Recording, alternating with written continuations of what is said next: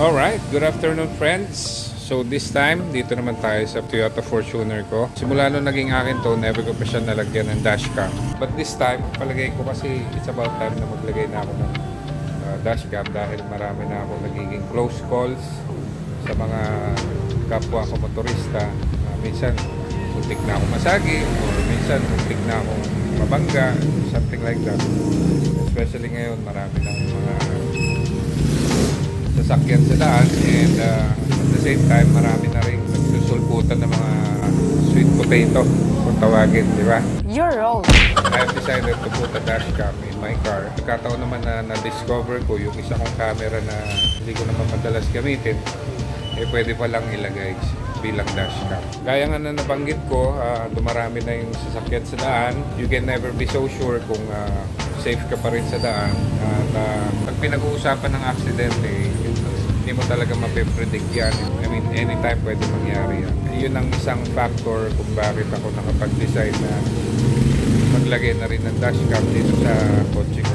Lalo na pag traffic, syempre, yung mga hindi ko naman nilalahat, yung mga motor dyan na kung saan-saan sumisingit.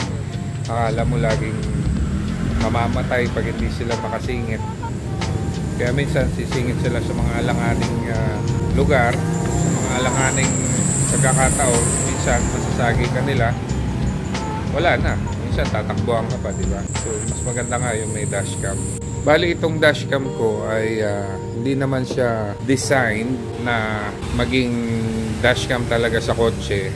Specifically designed siya as an action camera. So, bali ito yung camera na sinasabi ko. Action camera siya na kalinya ng mga GoPro, DJI or 360. Pero hindi ko siya madalas magamit dahil nga itong particular camera na to ay hindi nagsusupport ng external mic. Wala akong makitang accessory na external mic for sale and nag-research na rin ako sa internet na hindi siya nagsusupport ng external mic. So bihirang-bihira ko siya magamit. Nung kinalikot ko siya minsan, nakita ko rin sa internet, meron pala siyang feature na pwede mong gamitin sa dashcam. Kaya sinubukan ko na nakaraan, pwede pala.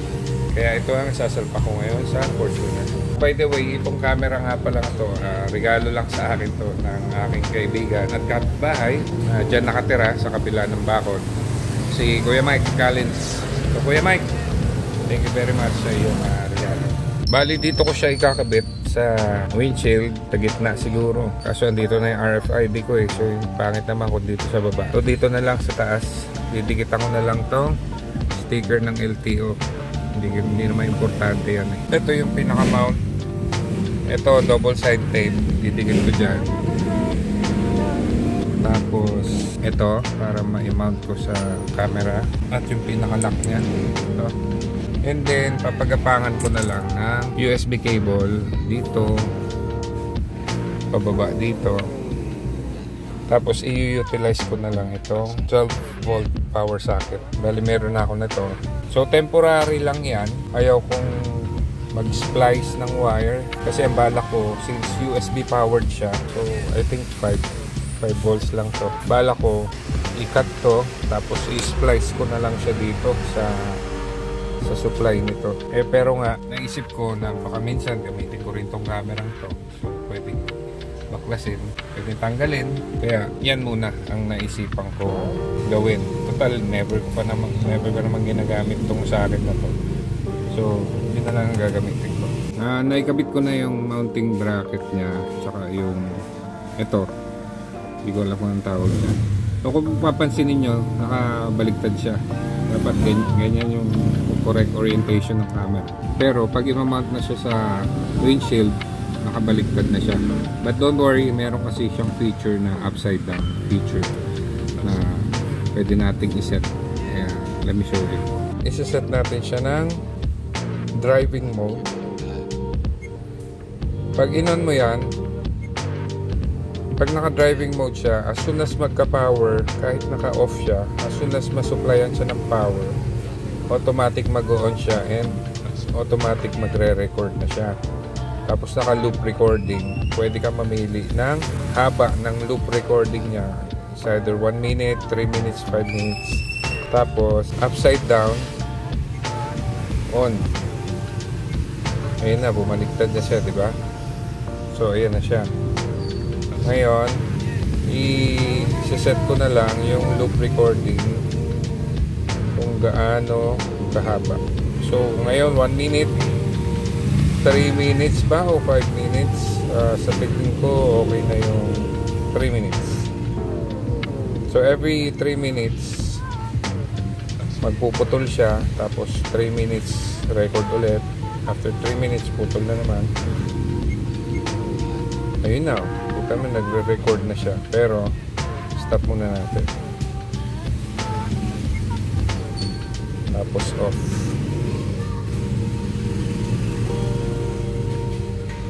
Okay, tingnan natin dito. Nasukat ko na siya. Baba ko ng konti.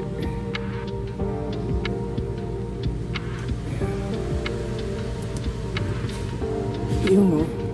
Dikit na. Pwede naman i-adjust yun. Yung level ng camera. Tapos pwede rin i-adjust yung left and right. Ayan. Ngayon, i-power na lang. Papagapangin ko na lang yung wire. Bali, ang gamit ko nga pala is 3 meter na micro USB. Micro USB na kasi medyo luma na rin tong camera na to. Outdated na rin. Kaya micro USB pa rin ang gamit. So, papagapangin ko lang dito sa taas. Okay. Bali, napagapang ko na siya dito sa taas. Sinabay ko na rin siya sa wire nitong rear view mirror ko. Kasi itong rear view mirror ko merong auto dimming feature. Kaya mayroong siyang wire papunta sa kesame.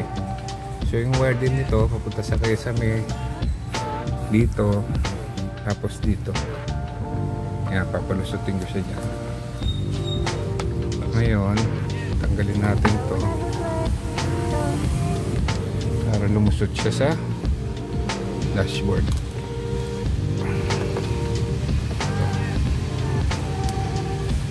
Yun.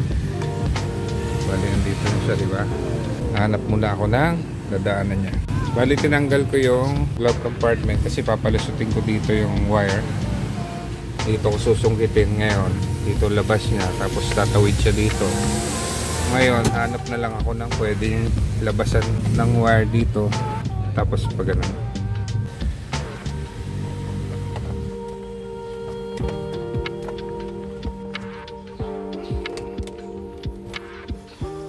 Sarado na siya dito. Bali, andito lang siya sa loob nito. Pagapang doon. Tapos dito, merong ayan siya. Merong space doon na pwedeng ilusot. Labas niya ito. Tanggalin natin ito. Ayan. Para tanggal itong side. Tanggalin natin ito.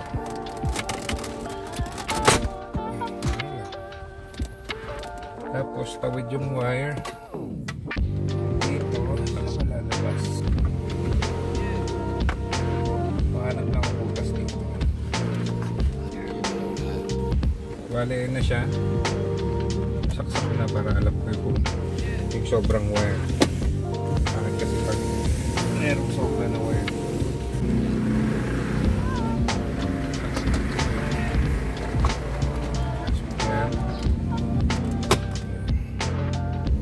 dyan lang siya.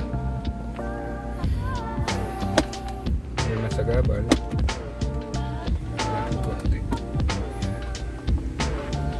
ngayon ito, ita-tidy up na lang. Igaganyan. Tapos tatago lang dyan. I-tape ko na lang yan. Hanap na lang ako ng tape. So testingin natin. At the moment naka-off yung makina. Meron siyang battery sa loob tsaka memory card kasi hindi pwedeng i-operate to nang walang battery sa loob kahit na meron siyang supply ng power. Kasi pag in-on mo yung car, magre-record siya automatic, di ba? Pero pag in-off mo, pag walang battery, hindi niya masasave yung video. So kailangan may battery kasi may delay siya. Pagka-off ng car, may delay pa siya bago siya mag-off.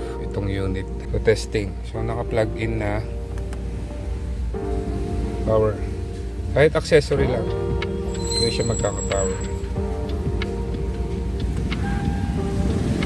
Ayun, nag-on.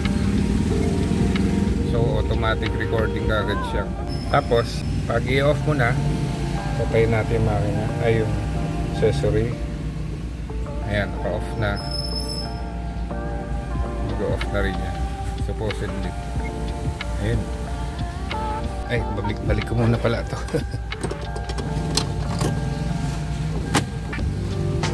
Ayan. Ayos na. Nasinop ko na yung loob. Balik ko na rin yung glove box. Magde-test drive muna ako. Pakita ko sa inyo yung video quality nitong Akaso Brave 7 LE. So dito nag-test drive ako at para malaman natin yung video quality itong Akaso Brave 7 LE. So medyo hapon na ngayon kaya medyo makulimlim pero sa linaw okay naman at sa stability ng video is okay din. Hindi naman siya manginig or maalog. Bali ang setting nito nga pala is 60 frames per second at 2.1K. Hindi ko na sinagad sa 4K dahil baka mas malaki yung kainin niya memory, pero I guess may ililinaw pa siguro to pag sinet ko sa 4K. Ito naman ang kuha sa gabi, siguro mga 8 o'clock na ito or 7 o'clock in the evening. Pasensya na, medyo madumi yung windshield ko dahil hindi ko na nalinis at panayang ulan dito sa amin. Same settings pa rin, 2.7K, 60 frames per second. Decent naman yung quality. Medyo tabingi nga lang yung pagkakamount ko dito. Pero I know na there's a lot of dashcam out there na mas doble pa siguro ang quality kumpara dito sa in-install ko. Pero ang habol ko naman dito is ginamit ko lang yung dashcam ko kesa naman hindi mapakinabangan, di ba? Nakatambak lang dun sa aking baul. Satisfied naman ako sa ginawa ko sa pag-i-install ko nitong Akaso Brave 7 LE na ginawa kong dashcam. Katipid din. So, imbis na nakatambak lang to napakinabangan pa. So, sa mga nanood dyan, salamat. Thank you for watching. At kung bago ka pa lang sa akin channel, please like, share, and subscribe. At sa mga gusto magpa-shoutout dyan, mag-comment lang kayo or i-PM ako. Alright? So, thank you for watching everyone. This is Bong Guevara. I will see you in the next one. Bye!